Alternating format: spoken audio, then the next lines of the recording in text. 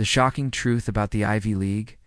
What comes to mind when you hear the words Ivy League? Harvard, Yale, Princeton. Prestigious, elite, maybe even a little intimidating. These 8 schools are some of the most famous and sought-after universities in the world. But have you ever stopped to wonder, why are they called the Ivy League? What's so special about Ivy anyway? And are they really that much better than other top universities? The answers will definitely surprise you. Stick around, because we're about to uncover the fascinating and sometimes scandalous history of the Ivy League.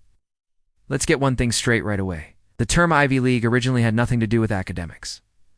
Nope. It wasn't about brilliant professors, it's groundbreaking research, or even old ivy-covered buildings. It was all about sports, specifically American football. The story begins in the early 20th century. Schools in the northeastern United States, like Harvard, Yale, and Columbia, had been competing against each other for decades. In the 1930s, a sports writer named Stanley Woodward, who worked for the New York Herald Tribune, was looking for a way to describe this group of older, traditional schools. He needed a catchy name for their athletic conference. Legend has it, he was complaining about having to cover these ivy-covered colleges. Another version of the story claims he was referencing an even older term, the Four League, referring to the Roman numeral 4, which represented an early sports league of Harvard, Yale, Princeton, and Columbia. Whichever story is true, the name stuck. Ivy League just sounded right. It sounded classic, elegant, and exclusive. It wasn't until 1954 that the NCAA Division I Athletic Conference was officially formed, and the name Ivy League became official. So, the whole idea of the Ivy League started with football, not philosophy class. Okay, 2 minutes in, and I hope you're hooked. If you're finding this history as fascinating as I do me a huge favor and smash that like button. And if you want to keep learning surprising facts about the world around you, make sure you subscribe to the channel and hit that notification bell. It really helps us out, and you won't miss a thing. Thanks. Now back to the Ivies. So, who are the members of this exclusive club? There are 8 of them. Let's do a quick roll call. First, you have Harvard University, the oldest institution of higher learning in the United States, founded way back in 1636. Then there's Yale University, its fierce rival, known for its stunning Gothic architecture and powerful alumni network. Next up is Princeton University, famous for its focus on undergraduate education and its beautiful campus in New Jersey. We also have Columbia University, right in the heart of New York City, giving it a uniquely urban and cosmopolitan vibe. Moving on, there's the University of Pennsylvania, often called Penn, founded by Benjamin Franklin and known for its strong pre-professional programs, especially the Wharton School of Business. Then we have Brown University in Providence, Rhode Island, famous for its open curriculum that allows students to design their own course of study. Dartmouth College, tucked away in the scenic town of Hanover, New Hampshire, is known for its strong sense of community and love for the outdoors. And finally, Cornell University in Ithaca, New York, which is unique because it's a mix of private and state-funded colleges, offering an incredible range of programs. So, the name came from sports, but the reputation for academic excellence came from something else entirely: time and tradition. 7 of these 8 schools were founded before the American Revolution. They've had centuries to build up their reputations, endowments, and alumni networks.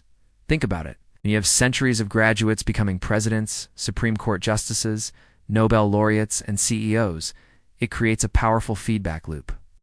Famous alumni donate huge sums of money, which funds better facilities, attracts top professors, and provides generous financial aid.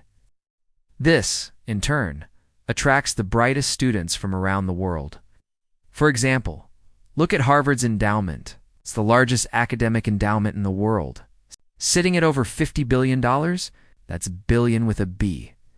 This massive fortune allows them to offer need-blind admission, meaning they don't consider a student's ability to pay when deciding whether to admit them.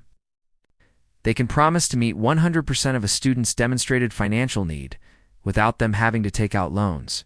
This is a huge advantage that most other universities simply can't afford. Yale and Princeton have similar policies thanks to their own massive endowments. This financial power is a key reason they can attract such a diverse and talented student body. But let's address the big question. Are Ivy League schools actually better? The answer is complicated. In terms of pure academic quality, you can find professors and programs that are just as good, if not better, at other universities. Schools like Stanford, MIT, Caltech, and the University of Chicago are consistently ranked alongside and sometimes above the Ivies in many fields. For instance, if you want to study computer science or engineering, MIT and Stanford are arguably the best in the world. They aren't in the Ivy League, but their prestige is undeniable. The real magic of the Ivy League might not be in the classroom itself, but in the network and the brand.